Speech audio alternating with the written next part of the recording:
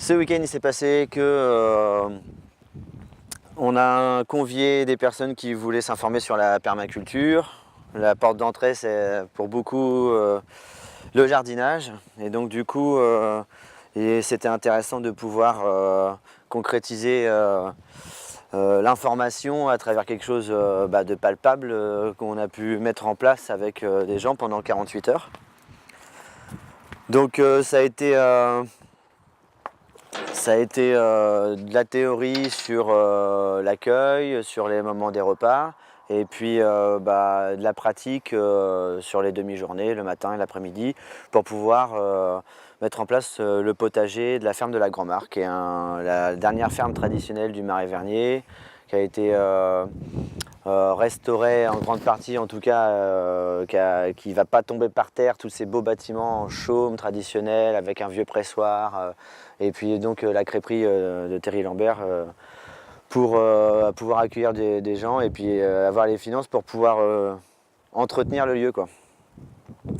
Donc évidemment, comme pour moi et comme beaucoup de permaculteurs, la permaculture c'est pas le jardinage, c'est tout un système global et holistique. On a pu parler de ça. Et on a essayé de mettre en application les principes de permaculture sur la mise en place d'un potager qui est censé fournir une partie des ressources pour le restaurant, pour la crêperie, mais aussi des personnes qui vont venir œuvrer pour un éventuel projet qui est de préserver la ferme de la Grand-Mare et développer la permaculture. Donc il y avait quatre ateliers. Donc c'était construire des buts auto-fertiles, parce que bon, c'est un petit peu ce que les médias informent sur la permaculture, voilà, créer du sol fertile et durable pour pouvoir produire des végétaux. Mais donc aussi sur l'organisation de groupe. Donc il y avait un petit atelier sur comment on va s'organiser pour pouvoir travailler ensemble, pour que tout le monde puisse tout voir, repartir avec des clés, repartir avec des semences, repartir avec des plans. Il y avait aussi tout un aspect, quand on fait une analyse d'un lieu, on va regarder les problématiques ou en tout cas les facteurs qui vont être limitants.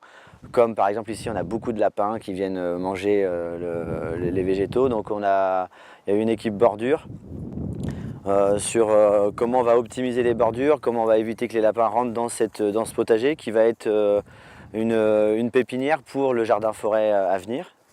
Et puis il y avait aussi une équipe plantation, semis, engrais verts et ainsi de suite pour pouvoir que le végétaux s'installe dans le lieu.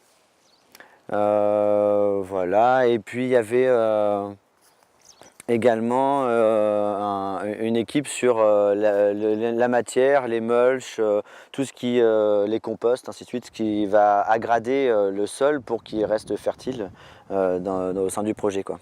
Donc on a planté des cassissiers, des fraises, des plein de fruitiers, des baies de goji. On s'est concentré sur tout ce qui était vivace parce que en 48 heures déjà travailler le sol, faire les plates-bandes, ainsi de suite, ça demande beaucoup d'énergie. Et après, évidemment, il va en falloir un entretien pour que ça puisse pousser. Mais on s'est concentré donc sur les vivaces parce que c'est des végétaux qui vont revenir chaque année sans qu'il y ait un travail important à fournir. Hein, il y aura toujours des rhubarbes qui vont rester, qu'est-ce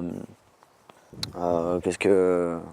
Donc comme le terrain est légèrement en pente et qu'on a une courbe qui se dessine dans le bas du jardin, on a fait une saignée qui va avoir plusieurs fonctions. Alors dès qu'on va mettre un élément en route et qu'on va vouloir mettre quelque chose en application dans un design en permaculture, on va faire attention à ce qu'il ait plusieurs fonctions. Donc cette saignée, elle sert à retenir le ruissellement de l'eau, ça c'est aussi un chemin, ça peut servir de compostage. De lieu, on va trouver du paillage pour pouvoir entretenir. Donc voilà, il faut que chaque élément ait plusieurs fonctions. On a aussi mis des végétaux comme des boutures de noisetiers, quelques fruitiers qui vont servir plutôt à la multiplication. Encore une fois, dans l'idée de servir de pépinière pour pouvoir faire le jardin forêt à venir sur ce lieu, quoi.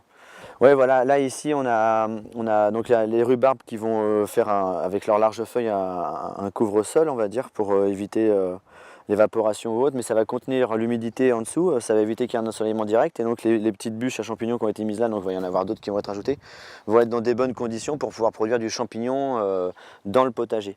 Bon voilà, après tout le monde s'est un petit peu expérimenté au jardinage, hein. Pour beaucoup, ils venaient, ils n'avaient pas trop planté de choses encore, donc bon bah c'était comment faire des divisions de souches, des boutures, des semis, comment on plante un truc simple.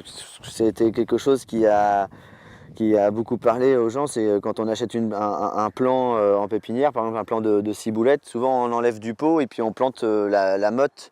Alors qu'en fin de compte, la motte, on la divise et on va prendre chaque petit plant de ciboulette et puis on va les planter un par un, ce qui fait qu'on va avoir avec un petit pot, on va créer un parterre, quoi. Voilà, après, bon, bah, des branchages ou autres pour faire pousser les haricots, c'est des pratiques qui étaient courantes il n'y a pas si longtemps, hein, pour pouvoir nourrir les gens en France. Bah, il y avait beaucoup de potagers, mais on a perdu un petit peu toutes ces pratiques de remettre des branchages pour faire pousser les haricots, ainsi de Pourquoi suite. la bâche plastique alors?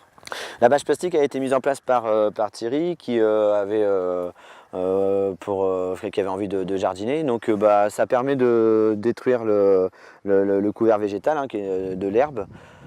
Et puis bah, l'activité du sol va faire que les vers de terre de savon vont un petit peu tout labourer. On n'a plus qu'à tirer la bâche et puis on a un sol en dessous qui est prêt à cultiver. Donc bon bah on va pas essayer on va pas aller acheter de la bâche pour faire ce travail-là, mais c'est des bâches qu'on peut retrouver dans des fermes pour l'ensilage ou autre, et puis bah